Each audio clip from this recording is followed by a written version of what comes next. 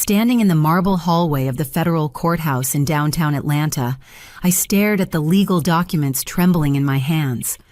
My own parents had filed a lawsuit claiming I was mentally unfit to inherit my grandmother's $10 million estate. 28 years of their complete neglect, and now they wanted my money. They'd spent decades focusing solely on my golden child brother while I scraped by working 3 jobs. Today they claimed I couldn't handle Grandma Eleanor's fortune responsibly. The bailiff's voice echoed through the corridor, calling my case number. I walked into the courtroom where my parents sat smirking confidently beside their expensive attorney. But when Judge Harrison looked up and saw my face, his gavel clattered to the floor in absolute shock. Growing up in the affluent suburbs of Buckhead, I learned early that love was conditional in the Morrison household. My father, David, a successful insurance executive, and my mother, Patricia, a real estate agent, poured every ounce of attention into my older brother, Ryan. He was their shining star, 6 feet 2 inches tall with perfect teeth, captain of the varsity football team, and everything they'd ever dreamed of in a child. I was the afterthought, the mistake they never quite knew how to handle. While Ryan received a brand new Ford Mustang for his 16th birthday, I got a lecture about fiscal responsibility. When he needed $20,000 for his first year at Georgia Tech, they wrote the check without hesitation. When I asked for help with community college tuition, they suggested I apply for student loans. Lorna needs to learn independence, my mother would say, adjusting her pearl necklace with that dismissive wave of her manicured hand. Ryan has natural leadership qualities. He'll need our investment to reach his potential. I worked at a coffee shop before school stocked shelves at a grocery store in the afternoons and cleaned office buildings on weekends. Every dollar went toward my education at Atlanta Metropolitan State College. My parents attended every single one of Ryan's football games, cheering from the 50-yard line in their matching team jerseys. They never once asked about my grades or showed up to my graduation ceremony. But sitting in that courtroom today, watching Judge Thomas Harrison's face drain of all color as he stared at me, I realized something extraordinary was happening, something my parents could never have anticipated. The judge's hands shook slightly as he set down his reading glasses. His voice came out as barely a whisper. "Counselor, could we have a brief recess? I need to verify something in my records." My parents exchanged confused glances. Their attorney, Marcus Steinfeld, a man whose $500 hourly rate was legendary throughout Georgia, looked equally baffled. "Your Honor, we're prepared to proceed immediately." Steinfeld said, his silver hair gleaming under the fluorescent lights. "My clients have substantial evidence regarding Miss Morrison's inability to manage such a significant inheritance." Judge Harrison stood abruptly, his black robes billowing. 15-minute recess. Everyone remained seated. He disappeared into his chambers, leaving behind a courtroom thick with tension and my parents' mounting irritation. What they didn't know, what they could never have imagined, was that Judge Harrison recognized me for a very specific reason. 5 years ago, I wasn't Lorna Morrison, struggling community college graduate. I was Laura Chen Morrison, the pharmaceutical industry whistleblower who testified before Congress about the massive corruption scandal that sent dozens of executives to federal prison. After receiving death threats from powerful pharmaceutical companies whose illegal practices I'd exposed, I'd legally changed my name and disappeared into witness protection. The quiet life I'd built working as a medical records clerk was my sanctuary from the chaos that heroism had brought into my world. My parents had been so focused on Ryan's achievements and their own social climbing that they'd never bothered following national news closely enough to connect their overlooked daughter with the brave woman who dominated headlines for months. But Judge Harrison remembered. He'd been the federal judge who'd protected my identity during the most dangerous phase of my testimony. He'd seen pharmaceutical company executives try to intimidate me, watched me stand firm against threats that would have broken most people, and witnessed my unwavering commitment to protecting patients from deadly drugs that companies knew were dangerous. As the recess stretched on, I could feel my parents' frustration building. Patricia kept checking her diamond-encrusted watch, while David drummed his fingers impatiently on the polished wooden table. "This is ridiculous," my mother hissed to their lawyer. "We have 3 expert psychological evaluations stating that she's mentally unstable. Her gambling problems alone should disqualify her from handling this inheritance." I almost laughed out loud. Gambling problems. They'd fabricated an entire addiction to justify stealing my grandmother's money. These were the people who'd raised me, and they knew so little about who I actually was that they could invent wholesale lies about my character without a moment's hesitation. The truth was, I'd never placed so much as a $5 bet in my entire life. My grandmother Eleanor had raised me to be cautious with money, practical and thoughtful about every financial decision. She'd been the only adult in my childhood who'd shown genuine interest in my well-being, who'd listened to my dreams and encouraged my studies. When Judge Harrison returned to the bench, his entire demeanor had transformed. Gone was the routine efficiency of a judge handling a standard inheritance dispute. Instead, he carried himself with the gravity of someone who understood exactly what was happening in his courtroom. "Ladies and gentlemen," he said, his voice carrying new authority, "this case involves circumstances that require very careful consideration. We'll be proceeding with unusual protocols due to factors that have just come to my attention." My father leaned forward, confusion creasing his forehead. "Your Honor, we simply want to protect our family's interests. Our daughter has demonstrated a pattern of poor judgment that makes her unsuitable to manage such substantial assets." Judge Harrison's eyes settled on me with something that looked remarkably like respect. "Miss Morrison, would you please approach the bench for a private consultation?" As I walked forward on unsteady legs, I caught my mother's sharp whisper to Steinfeld, "What's happening here? This should be straightforward." Their attorney's confidence was beginning to crack around the edges. "Your Honor, perhaps we could expedite these proceedings. My clients have substantial documentation supporting their position." But Judge Harrison was already gesturing for me to step closer, and in that moment I knew my carefully constructed new life was about to collide spectacularly with my past.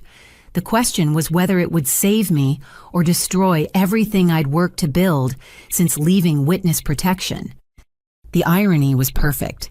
My parents, who'd spent years dismissing me as their worthless failure of a daughter, had accidentally sued someone whose courage and integrity had already been tested in the highest courts of the land. They were about to discover that the child they'd ignored had grown into a woman capable of facing down corruption at the highest levels. But the biggest shock was yet to come, and it would change everything they thought they knew about both me and the inheritance they were so desperately trying to steal. Eleanor Morrison had been the one constant source of love in my childhood chaos. While my parents obsessed over Ryan's football statistics and social achievements, my grandmother quietly built a relationship with me that would span decades and ultimately change everything. Every Saturday morning for 23 years, I'd drive to Sunset Manor Nursing Home to spend time with the woman who'd actually raised me in all the ways that mattered. She'd moved there not because she needed extensive care, but because she'd grown tired of the loneliness in her enormous Ansley Park mansion after my grandfather's death. "Lorna, sweetheart," she'd say, patting the chair beside her hospital bed, "tell me what you've been reading this week." Unlike my parents, who'd never shown interest in my academic pursuits, Grandma Eleanor hung on every word of my college courses. She'd attended Spelman College in the 1950s, studying business at a time when women rarely entered corporate environments. Her sharp mind had helped my grandfather build a small construction company into a real estate empire that spanned 3 states. During those final months before her death, while my parents claimed they were too busy with Ryan's wedding preparations to visit regularly, Eleanor shared secrets with me that would have stunned our entire family. "People see the $10 million in my will and think that's everything," she said one rainy afternoon, her weathered hands holding mine with surprising strength. "But that's just what I wanted them to see, darling. The real estate holdings, the investment portfolios, the commercial properties that's all hidden in trusts, and corporate structures your father could never understand. My grandmother had spent 40 years quietly building an empire worth over $50 million. The construction business had been just the beginning. She'd purchased abandoned warehouses in up-and-coming neighborhoods, invested in small technology companies before they went public, and bought farmland that later became suburban developments. Why hide it? I'd ask, genuinely confused about her secrecy. Eleanor's laugh was both bitter and knowing. Because your parents would have tried to control me if they'd known the real numbers. They'd have put me in the cheapest facility they could find while fighting over money I hadn't even died yet to leave behind. She'd been absolutely right. David and Patricia had visited her exactly 4 times in her final year, always bringing legal documents they hoped she'd sign without reading carefully. They'd suggested moving her to a state-funded facility that cost $800 less per month, claiming it had better recreational programs. But the most shocking revelation came 3 weeks before her death, when Eleanor pulled out a smartphone I'd never seen her use before. "I've been recording conversations," she admitted, showing me dozens of audio files labeled with dates and names. "Your parents don't know I understand technology better than they think I do." The recordings were devastating. Hours of David and Patricia discussing how they'd finally get rid of that worthless daughter once they inherited Eleanor's money. Detailed conversations about forging documents, lying to physicians about her mental capacity, and even selecting a substandard nursing facility where she'd decline more quickly. "They wanted to speed things along," Eleanor said quietly, her voice heavy with the pain of betrayal. "My own son was calculating how much money he'd save on my care if I died 6 months earlier than expected." But Eleanor had prepared for their greed with the cunning of someone who'd spent decades outmaneuvering business competitors. Hidden within the complex legal language of her will was a clause that none of them had bothered reading past the first page. "If anyone contests your inheritance through legal action," she explained, "they automatically forfeit their own separate bequests. David and Patricia are each supposed to receive $5 million from different trusts. But the moment they filed that lawsuit, they lost everything." The mathematical beauty was perfect. By trying to steal my $10 million, they'd lost their own $10 million. Their greed had cost them twice what they'd hoped to gain, and they had no idea because they'd been too arrogant to read the entire document. "But why leave me anything at all?" I'd asked. "You could have given everything to charity and avoided this whole mess." Eleanor's eyes sparkled with the mischief that had made her such a successful businesswoman. "Because you're the only one who visited me without wanting something, darling. You're the only one who inherited my actual values instead of just expecting my money." She'd been right about my parents' predictable behavior. Within hours of her funeral, they were meeting with estate attorneys and financial advisors, calculating how quickly they could access their inheritance. They'd spent exactly 0 time grieving and considerable effort planning how to spend money they hadn't even received yet. Patricia had already put deposits down on a Mediterranean cruise and a BMW convertible. David had started researching investment properties in Florida and golf club memberships that cost more than most people's annual salaries. But their biggest mistake had been underestimating me. They'd been so focused on their image of me as the struggling, unsuccessful daughter that they'd never bothered learning who I'd actually become. They had no idea that I'd testified before Congress that I'd faced down pharmaceutical executives worth billions of dollars, or that I'd already proven my ability to handle pressure that would have destroyed weaker people. Sitting in that courtroom watching their confident smirks as they prepared to steal my inheritance, I couldn't help thinking about Eleanor's final words to me. "Lorna, you've already proven your courage by standing up to people far more powerful than your parents. This inheritance isn't about money, it's about justice. Use it to build the life you deserve, and don't let their decades of neglect make you doubt your worth for even 1 minute." Judge Harrison's recognition had been the first crack in their carefully constructed legal strategy. But they had no idea how many more surprises were waiting for them, or how thoroughly their greed was about to backfire in ways they could never have imagined. The woman they'd dismissed as a failure was about to show them exactly what kind of strength Eleanor Morrison had recognized and rewarded, and their expensive lawyer was about to discover that some battles can't be won with money alone, especially when you're fighting someone who's already proven their integrity on a national stage. As Judge Harrison called us back into session, I could see uncertainty beginning to creep into my parents' expressions. But the real shocks were still coming, and each one would hit harder than the last. Marcus Steinfeld commanded the courtroom like a general surveying a battlefield. He was certain he'd already won. His $1,000 suit was perfectly tailored, his silver hair impeccably styled, and his reputation for crushing opposition in inheritance disputes was legendary throughout the Southeast.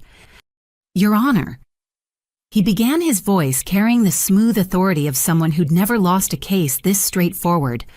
"My clients have substantial evidence demonstrating Miss Morrison's complete inability to responsibly manage a $10 million inheritance." He gestured toward a stack of documents that looked intimidatingly official.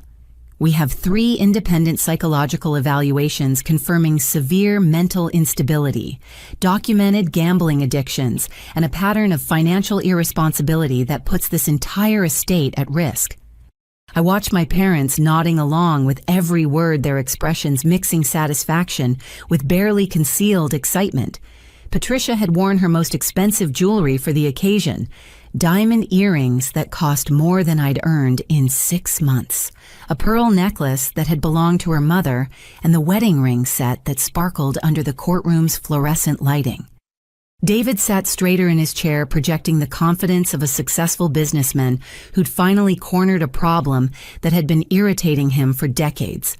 To them, this was simply a matter of correcting an obvious mistake in Eleanor's judgment. Steinfeld continued his presentation with theatrical flair, holding up documents like evidence in a murder trial. Dr. Harrison Blackwell, a respected psychiatrist with 30 years of experience, has diagnosed Miss Morrison with severe depression and anxiety disorders that significantly impair her judgment. The first lie. I'd never met Dr. Blackwell in my life. Dr. Rebecca Walsh, a specialist in addiction psychology, has documented Miss Morrison's compulsive gambling behaviors and her inability to control spending impulses. The second fabrication. Dr. Walsh was a name they'd found in a medical directory. And Dr. Michael Stevens, a forensic psychologist who specializes in competency evaluations, has concluded that Miss Morrison poses a significant risk to herself and others if entrusted with substantial financial assets. The third complete invention. They'd created an entire alternate reality version of my mental health, confident that I lacked the resources to challenge their expert witnesses. But as Steinfeld spoke, I noticed Judge Harrison taking unusually detailed notes. His expression remained carefully neutral, but I caught him glancing at me with something that looked almost like anticipation. Furthermore, Steinfeld continued, warming to his performance, my clients have documented evidence of Miss Morrison's erratic behavior patterns, including frequent job changes, social isolation, and an inability to maintain stable relationships. My mother leaned forward slightly, adding her own theatrical touch to the proceedings. "Your Honor, we're heartbroken about Lorna's condition. We've tried for years to get her the help she needs, but she refuses treatment. We simply cannot stand by and watch her destroy herself with this inheritance." The performance was flawless. Patricia's voice carried just the right note of concerned maternal love mixed with desperate worry. If I hadn't known her for 28 years, I might have believed her myself. David nodded gravely, playing the role of the responsible father forced into an impossible situation. Eleanor was elderly and confused in her final months. She wasn't aware of Lorna's deteriorating mental state. We believe she would have made different arrangements if she'd understood the full situation. Judge Harrison set down his pen and studied the documents Steinfeld had submitted. The courtroom fell silent except for the humming of fluorescent lights and the distant sounds of traffic from the street below. "Mr. Steinfeld, The judge said, finally, "These psychological evaluations are quite detailed. When were these examinations conducted?" "Over the past 6 weeks, Your Honor. We wanted to ensure the most current and accurate assessments possible." And Miss Morrison was aware of these evaluations. She consented to the examinations. Steinfeld's pause lasted just a fraction of a second too long. "The evaluations were conducted using established protocols for competency assessments, Your Honor." It wasn't quite a lie, but it wasn't quite the truth either. They'd had me followed, photographed, and observed without my knowledge, then paid their experts to create diagnoses based on nothing more than speculation and their desired outcome. Judge Harrison turned his attention to me. "Miss Morrison, do you have legal representation?" "No, Your Honor, I'm representing myself." My parents' satisfaction was almost palpable. David whispered something to Patricia that made her cover a smile with her hand. They'd counted on my inability to afford quality legal help, certain that Steinfeld's reputation and resources would overwhelm any defense I could mount. "I see," Judge Harrison said thoughtfully. "This court takes competency challenges very seriously, especially when they involve substantial inheritances. However, I'm also concerned about the timing and methodology of these psychological evaluations." Steinfeld's confidence flickered almost imperceptibly. "Your Honor, my clients have acted with complete transparency and appropriate medical oversight." "Mr. Steinfeld, would you approach the bench, please?" As the attorney moved forward, Judge Harrison's voice dropped to a whisper that I couldn't quite hear, but I watched Steinfeld's expression change from confidence to confusion to something that looked remarkably like concern. When he returned to his table, his swagger had diminished noticeably. "Your Honor," Steinfeld said, his voice lacking its earlier certainty, "perhaps we could schedule a brief recess to review some procedural matters." "That won't be necessary," Judge Harrison replied.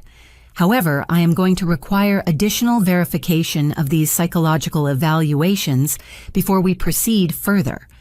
My mother's carefully composed expression began showing cracks around the edges.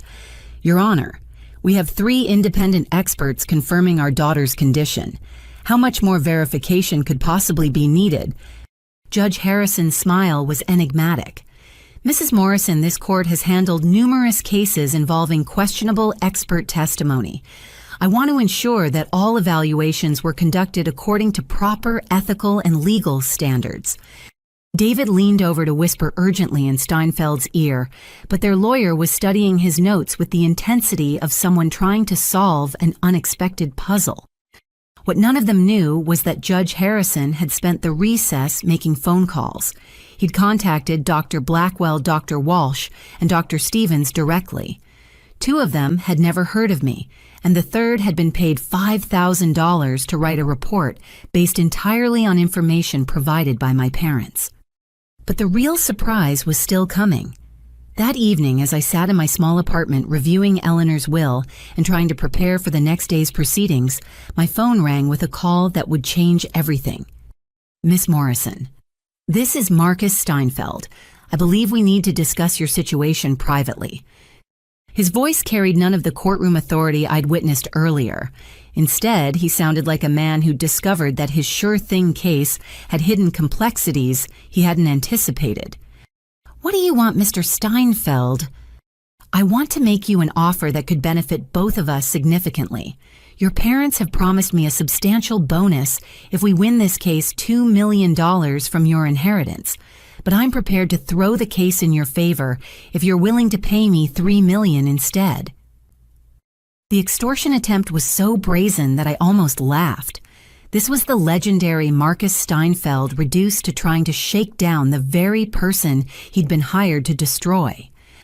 "And if I refuse," his voice turned cold and threatening, "then I'll make sure this case destroys more than just your inheritance, Miss Morrison. I have connections throughout the legal community, and I can ensure that your reputation never recovers from the allegations we'll present. Gambling addiction, mental instability, financial irresponsibility.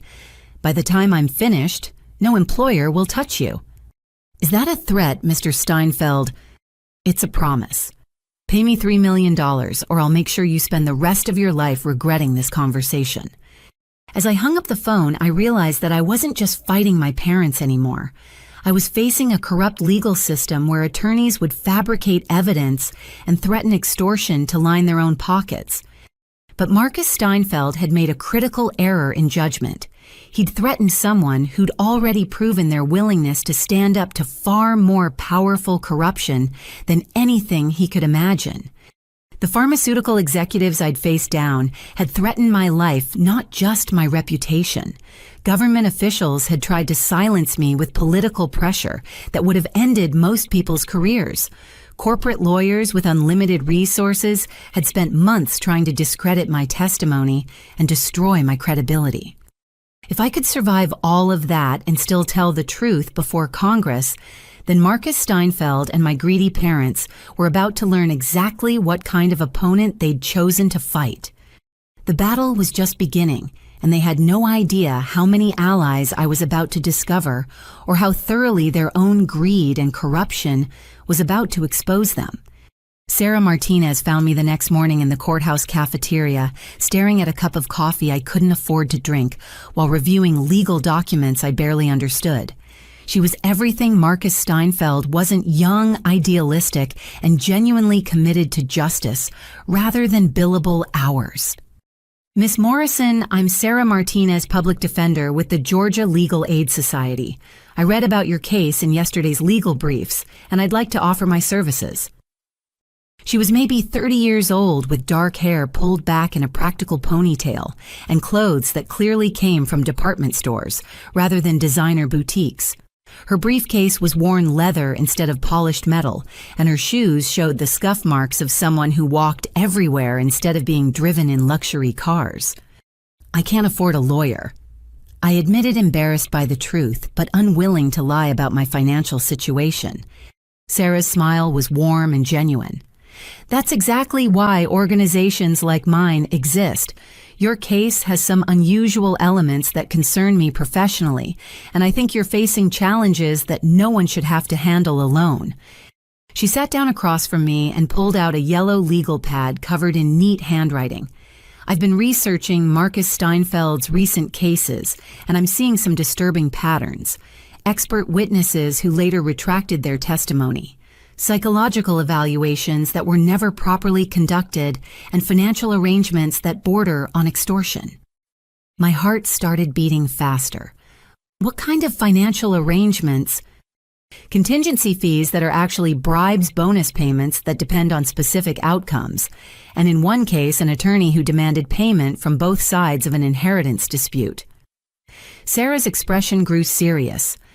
Has Steinfeld contacted you directly about any kind of private arrangement? I told her about the phone call, watching her take detailed notes and occasionally mutter what sounded like legal curses under her breath. That's textbook extortion, she said finally, and it gives us leverage we didn't have before. But first, we need to understand exactly what evidence your parents think they have against you. Over the next 2 hours, Sarah walked me through every document Steinfeld had filed, explaining the legal terminology and helping me understand how they'd constructed their case. These psychological evaluations are completely fabricated, she confirmed. I contacted all 3 doctors yesterday evening. 2 of them never met you, and the third admits he was paid to write a report based entirely on information your parents provided. Can we prove that in court? Absolutely, but that's not even our strongest evidence. Sarah's eyes sparkled with the satisfaction of someone who'd uncovered a crucial piece of information. Tell me about your grandmother's final months at the nursing home. I described my weekly visits, Eleanor's sharp mind despite her physical frailty, and the conversations we'd shared about family, money, and justice.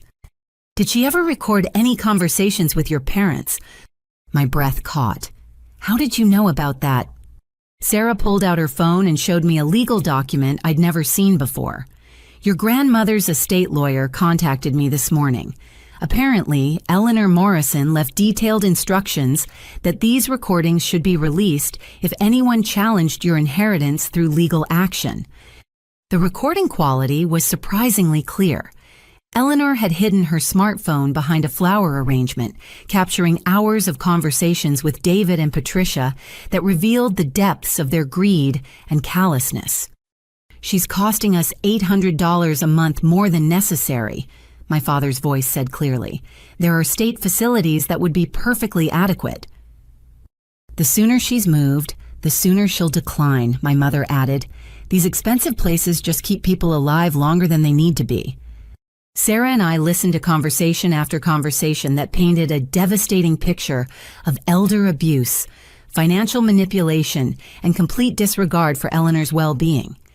But the most damaging recording had been made just 2 weeks before Eleanor's death, when my parents visited with documents they clearly expected her to sign without reading. "We need you to update your will," David said in the recording. "Lorna isn't capable of handling significant responsibility. She's never held a stable job, never maintained a serious relationship, and she's developed some concerning behaviors that worry us." Eleanor's voice was weak but firm. "What kind of concerning behaviors?" "Gambling problems." Patricia lied smoothly. "She's been hiding debts from us, and we're worried she'll waste your inheritance on risky investments or frivolous spending." "I see," Eleanor replied, her tone giving away nothing. "And you believe Ryan would be a more responsible choice." "Ryan has proven himself," David continued. "He's married, stable, successful in business. He understands the value of money and the importance of family legacy." What my parents didn't realize was that Eleanor had already learned the truth about my identity as Laura Chen Morrison. She'd connected the dots between my unexplained 5-year absence and the pharmaceutical whistleblowing case that had dominated national news. "Before I make any changes," Eleanor's recorded voice said carefully, "I want to understand Lorna's situation better. Has she ever been formally diagnosed with these gambling problems you're describing?" The pause on the recording stretched uncomfortably long before my mother replied, "Well, no formal diagnosis, but her behavior patterns are quite obvious to us." "I see," Eleanor said again. "And these debts you mentioned, how much money are we talking about?" Another pause. "We don't have exact figures," David admitted, "but we're concerned about the trend." Sarah stopped the recording and looked at me with something approaching awe.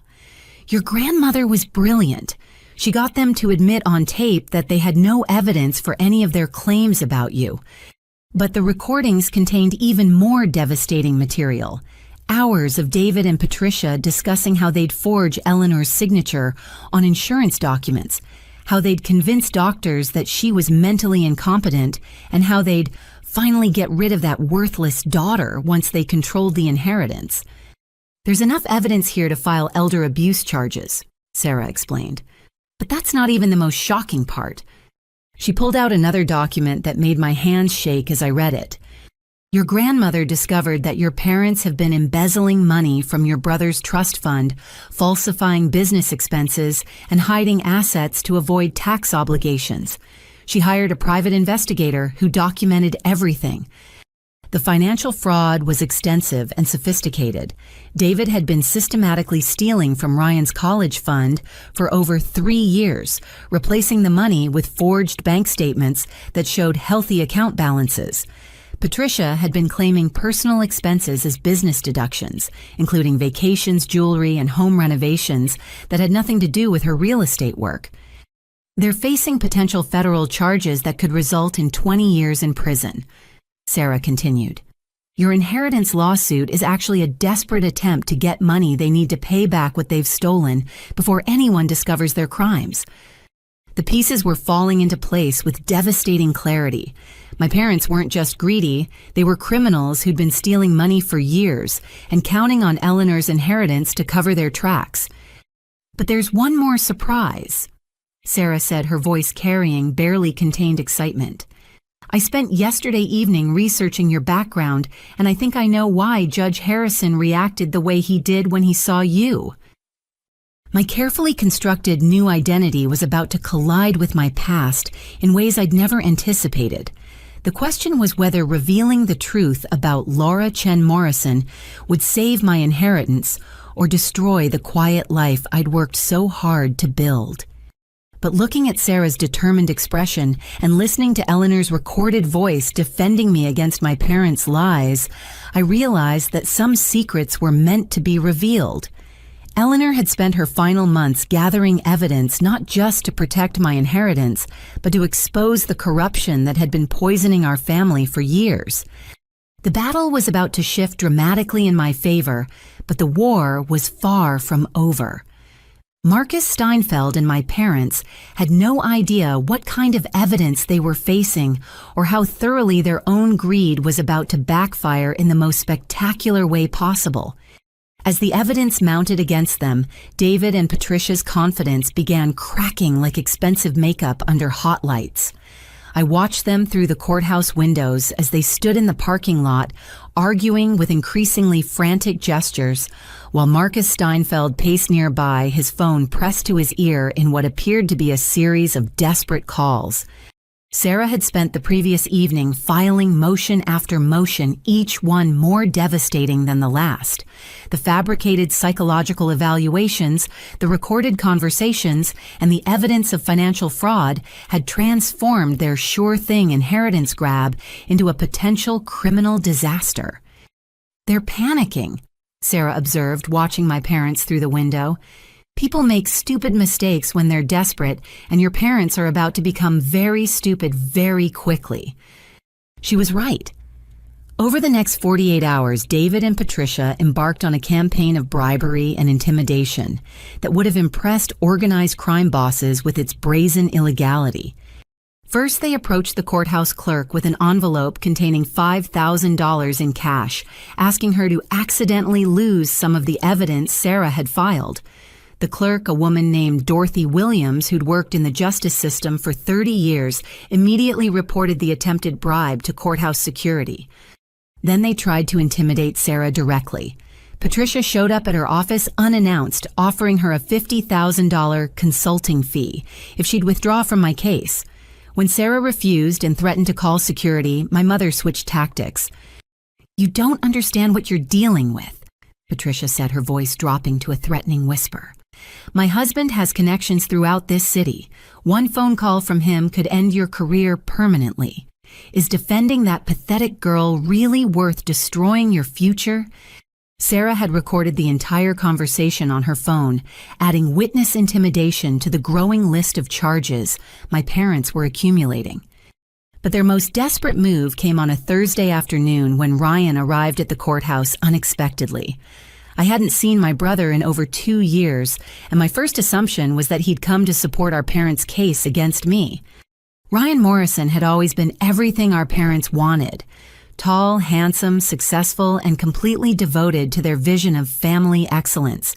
His wedding 3 years earlier had been a social event that cost more than most people's houses with Patricia, orchestrating every detail to showcase their family's prosperity and status.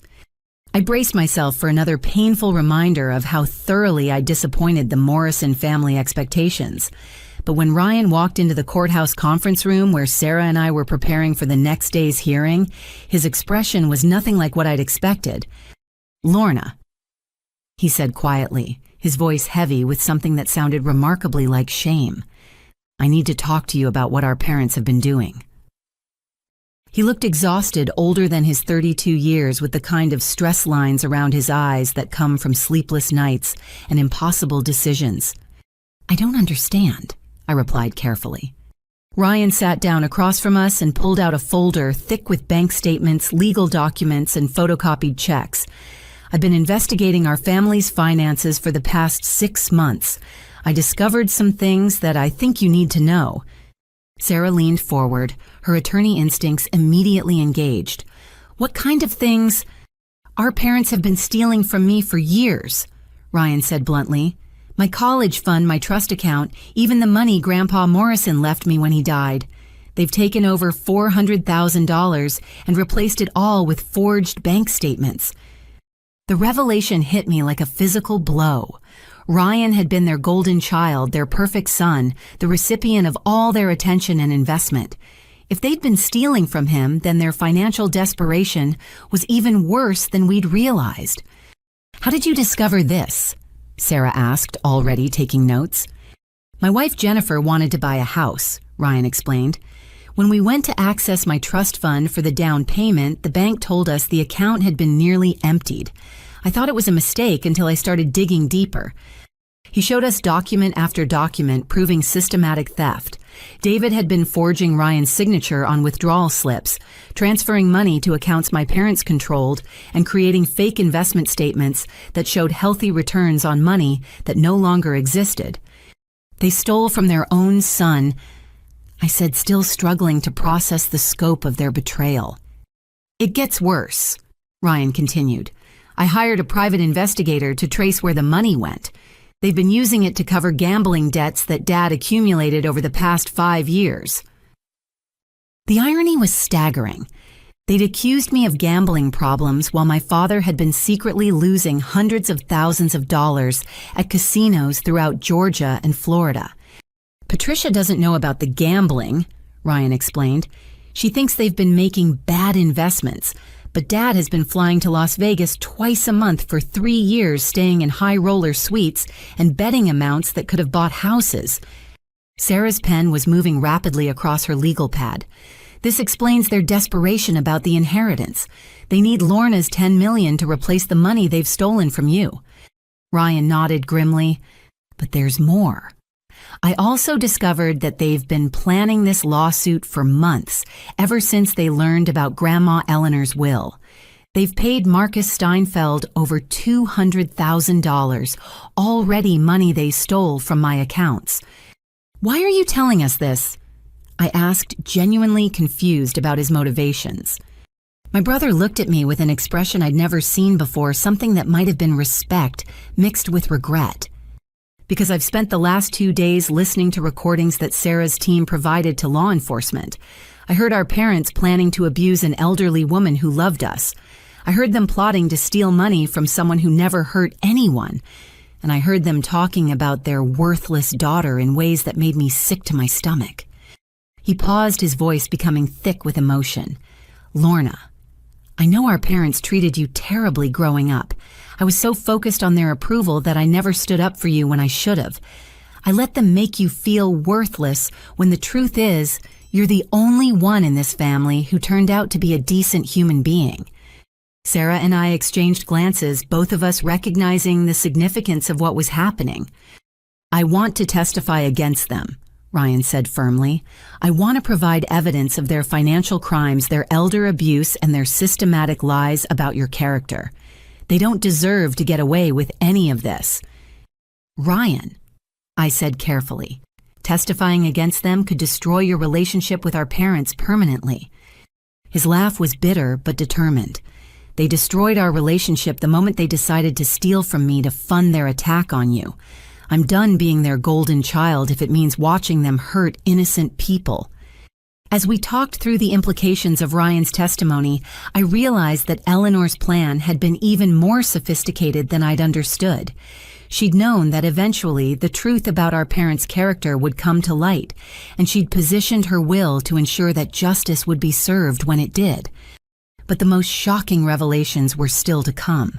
Ryan's investigation had uncovered evidence that would transform this inheritance dispute into a federal criminal case, and my parents had no idea how thoroughly their desperation had exposed them to prosecution that could send them to prison for decades. The golden child they'd pampered and spoiled for 30 years was about to become the witness who destroyed them. And the daughter they'd dismissed as worthless was about to be vindicated in ways that would shock everyone involved in this case. The courtroom drama was about to become something far more significant than a simple inheritance dispute. It was becoming a reckoning that had been decades in the making. The final hearing began on a crisp October morning with the kind of tension that makes even seasoned court reporters pause in their typing. Marcus Steinfeld had arrived with 3 additional attorneys, clearly recognizing that his case had spiraled far beyond a simple inheritance challenge into something resembling a criminal defense. But the morning's first surprise came from an unexpected source. Ladies and gentlemen, Judge Harrison announced, I need to address a potential conflict of interest that has come to my attention. After reviewing this case more thoroughly, I've discovered that I have prior knowledge of one of the parties that could compromise my objectivity. My parents exchanged confused glances. Steinfeld leaned forward, sensing an opportunity to delay proceedings that were clearly going against his clients. "Your Honor," he said, "if there's any question about judicial bias, perhaps we should request a continuance to allow for proper review of these conflicts." Judge Harrison's smile was enigmatic. "Mr. Steinfeld, I don't believe a continuance will be necessary. I'm recusing myself from this case and requesting that Judge Maria Santos take over these proceedings." The courtroom doors opened and a woman in her 50s entered with the kind of presence that immediately commanded attention. Judge Santos had silver-streaked hair, sharp eyes behind wire-rimmed glasses, and a reputation throughout Georgia for handling complex cases involving financial crimes and elder abuse. "Your Honor." "Patricia," said her voice carrying a note of panic, "we object to this irregular change in judicial oversight."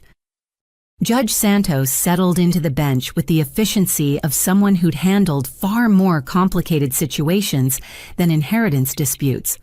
"Mrs. Morrison, judicial recusal is a standard procedure designed to ensure fairness. Your objection is noted but overruled." Sarah leaned over to whisper in my ear, "This is actually perfect for us. Santos specializes in exactly the kind of crimes your parents have been committing." Judge Santos reviewed the case files with impressive speed, occasionally asking clarifying questions about evidence and testimony. After 30 minutes, she looked up with the expression of someone who'd seen similar cases before. "Before we proceed with inheritance matters," she announced, "I need to address some serious allegations that have come to light during this proceeding. Mr. and Mrs. Morrison, you're facing potential federal charges for elder abuse fraud and attempted bribery of court officials." The color drained from my father's face so quickly that I thought he might faint. Patricia gripped the edge of the table with white knuckles, her diamond rings catching the courtroom lights as her hands shook. "Your Honor," Steinfeld said desperately, "my clients are here to address inheritance matters, not criminal allegations." "Mr. Steinfeld, your clients are here because they filed a lawsuit based on fabricated evidence while simultaneously committing multiple felonies. This court takes such matters very seriously." Judge Santos gestured toward the back of the courtroom, and I turned to see 2 FBI agents in dark suits standing near the entrance. Special Agent Rebecca Torres and Special Agent Michael Chen had been investigating financial crimes related to elder abuse, and Ryan's evidence had connected perfectly with their ongoing investigation. "Mr. and Mrs. Morrison," Agent Torres announced, "you're under arrest for conspiracy to commit fraud, elder abuse, and attempted bribery of federal officials." The chaos that followed was unlike anything I'd ever witnessed. Patricia began crying hysterically, her carefully applied makeup streaming down her cheeks as she protested her innocence. David sat in stunned silence, apparently unable to process that his carefully planned theft had collapsed so spectacularly. "This is impossible," Patricia sobbed. "We're respectable people. We're pillars of our community.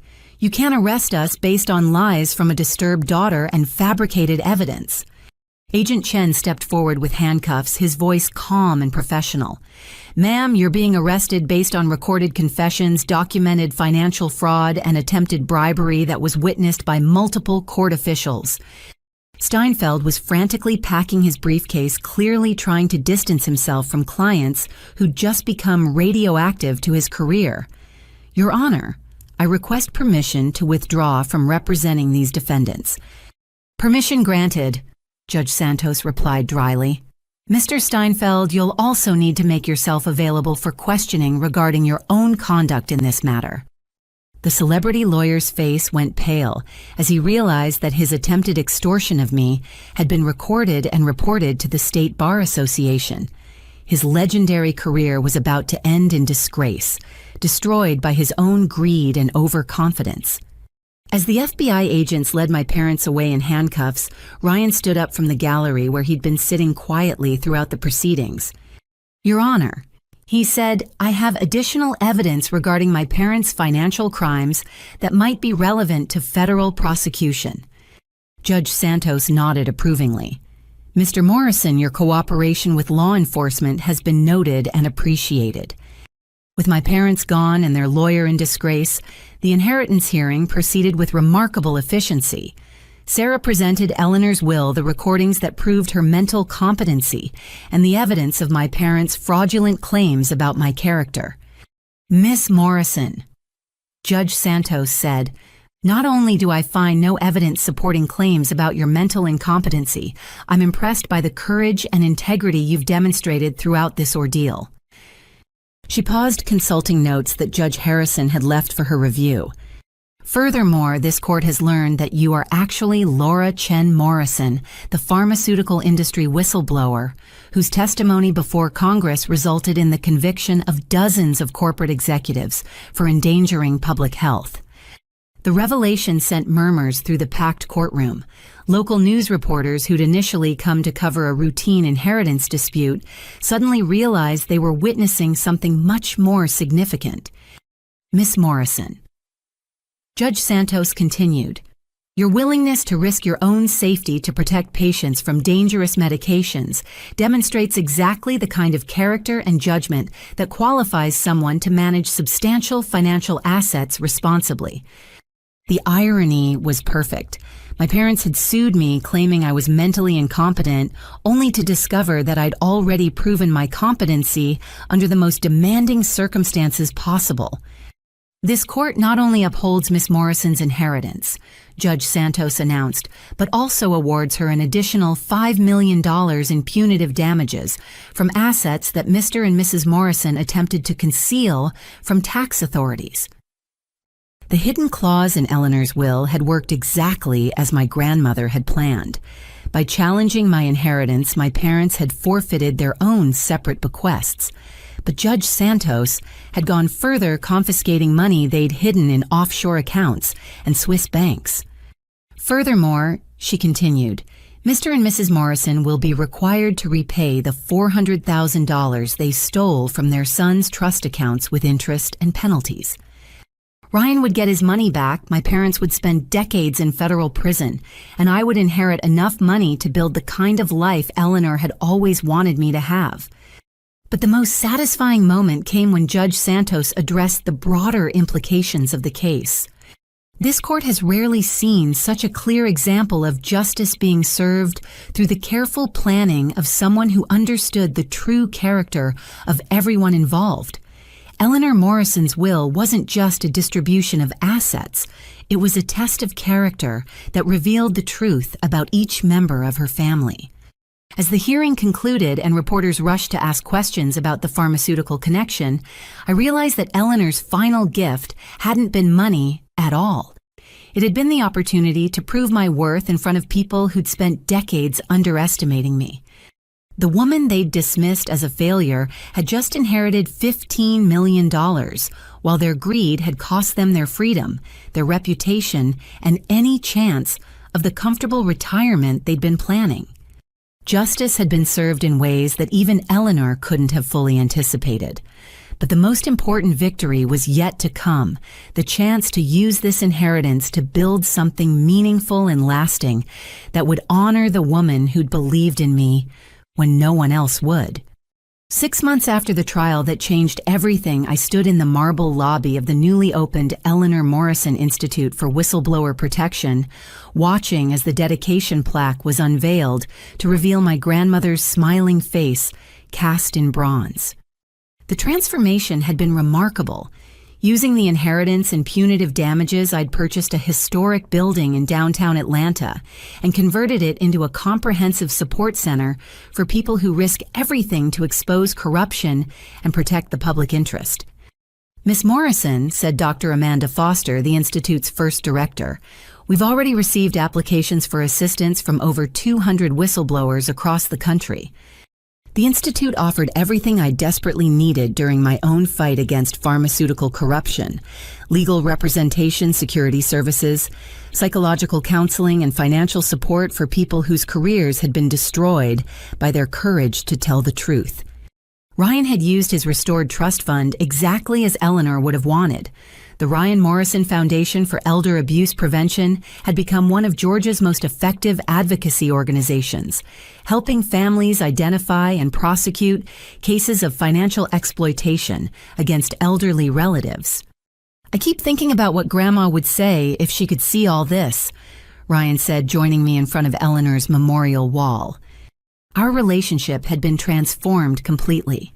The golden child who'd once been our parents' greatest pride had become a genuine advocate for justice, using his business connections and social influence to fight the same kinds of corruption that had nearly destroyed our family.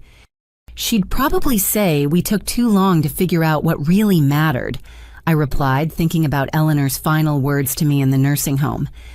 The legal aftermath had been swift and thorough. David received 18 years in federal prison for fraud, elder abuse, and attempted bribery.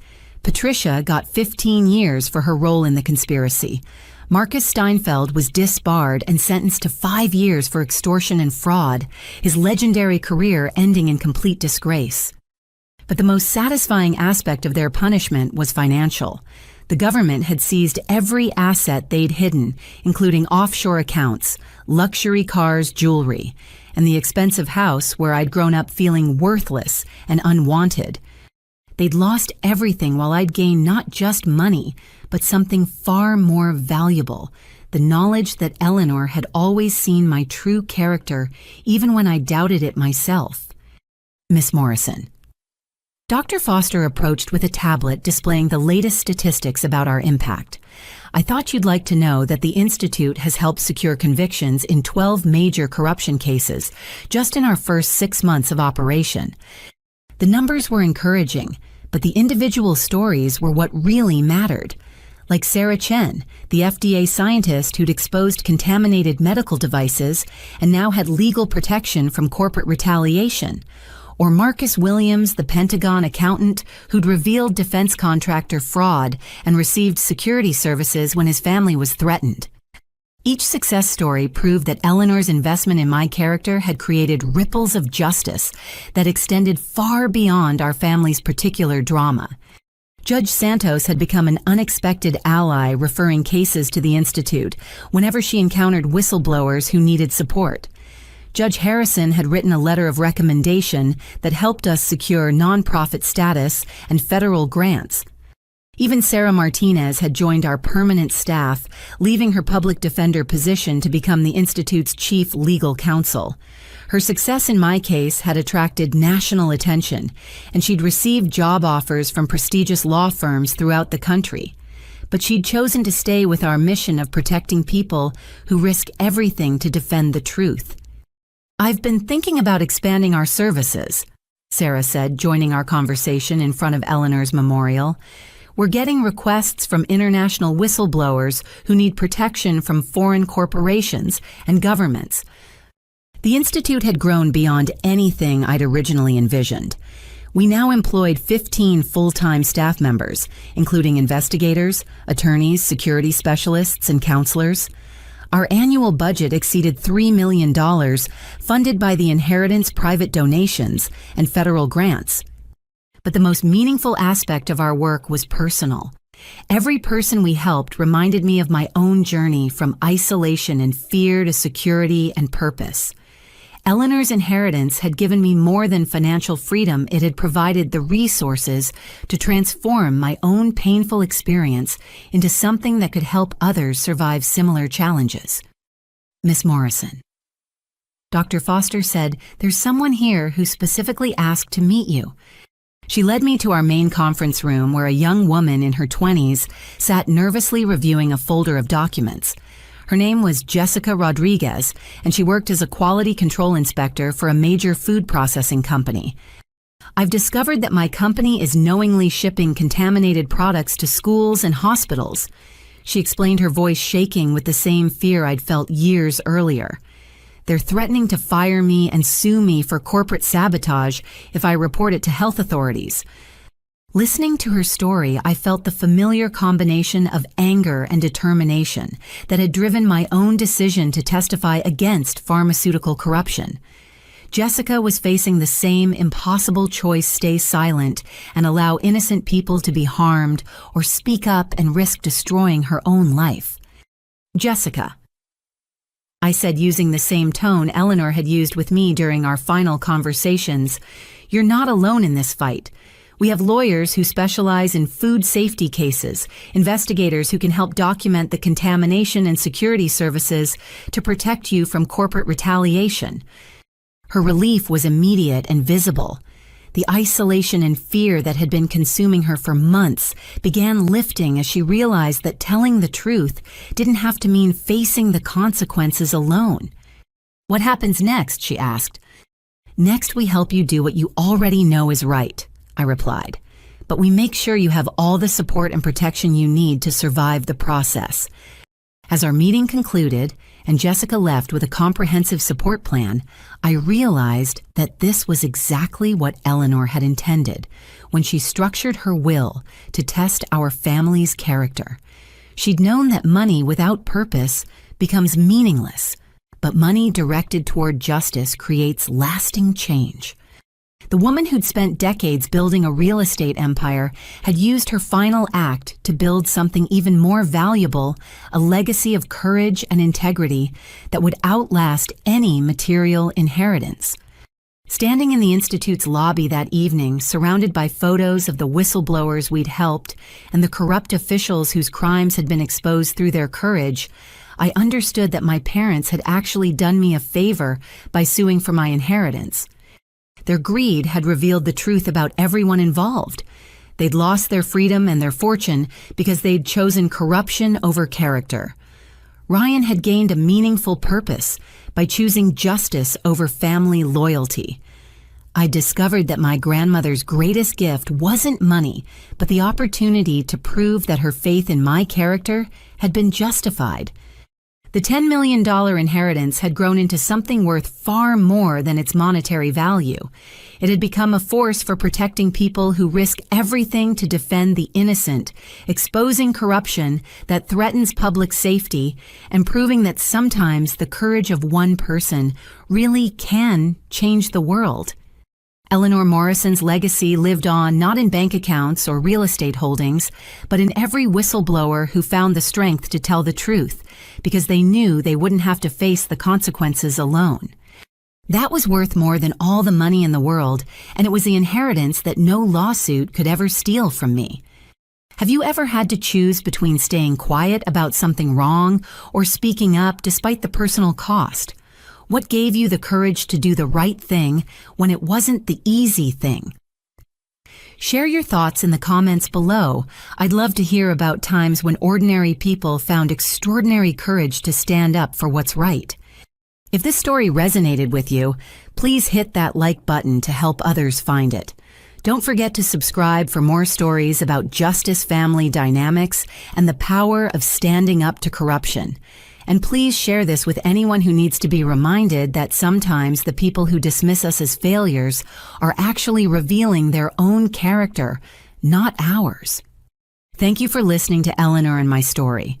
Remember that your worth isn't determined by the people who choose not to see it, and sometimes the greatest inheritances aren't money at all. They're the courage to live according to your values, no matter what it costs.